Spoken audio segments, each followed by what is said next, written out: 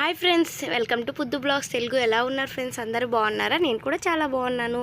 నేను మట్టిని అయితే కొని తెచ్చాను. ఊర్లో అయితే ఊరికనే మట్టి అయితే దొరుకుతుంది. మాకైతే నదులు బాగానే ఉంటాయి, అందుకని అక్కడ వెళ్ళైతే తీసుకొని వచ్చేవాళ్ళము. ఇంకా మట్టితో పొయ్యి కూడా రెడీ చేసి దాంట్లోనే వంట కూడా చేసేవాళ్ళము.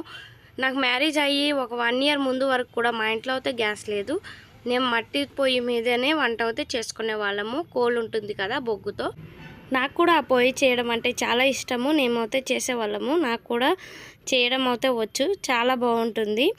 ఇంకా వీణైతే వినాయక చవితి వస్తే చాలు నాకు ప్రతిసారి ఇట్లా మట్టి కావాలని అడుగుతాడు. ఆ ఎర్ర మట్టి ఇస్తే ఆయన చేయలేకపోతున్నాడు.